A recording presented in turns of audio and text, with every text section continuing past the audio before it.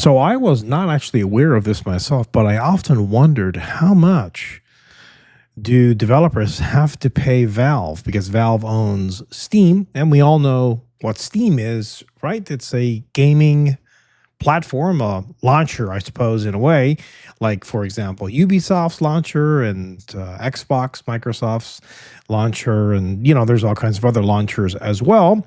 However, Steam has been around for a long time, and a lot of people favor Steam because it is a really polished, well put together launcher. There's a community there, and, it's just a home of games, really. But even indie developers apparently have to, well, give Valve 30% of their sales. So there's this guy, the developer of Falconeer. It's Thomas Sala. And he argued that Valve's 30% transaction fee for Steam is too high, particularly, he said, for indie developers. And I would have thought that indie developers would have gotten a little bit of a break. But there's going to be a lot of indie developers, and there are a lot of indie developers, and there will probably be more. But I mean, can you compare an indie developer, like, maybe a 1 or 2 or 3 person team, and you're competing with AAA studios, like billion-dollar studios? It does seem kind of unfair, doesn't it?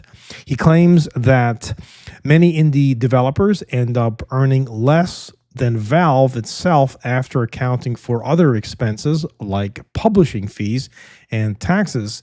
He says that he believes that the 30% fee is outdated and unfair, and that it needs to be reduced to support indie developers. He cites examples of indie developers making significant profits but still earning less than Valve's share. This issue has been, a long-standing concern, apparently, among indie developers, and I can see why, who often struggle to make a profit due to the high cost associated with distribution and platform fees. So, now you know.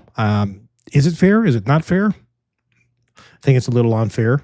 Myself personally, I think indie developers, there's a lot of great indie games on the go, and I think that as a matter of fact, some of the smaller studios are producing games currently that are better than the AAA studios. So, yeah,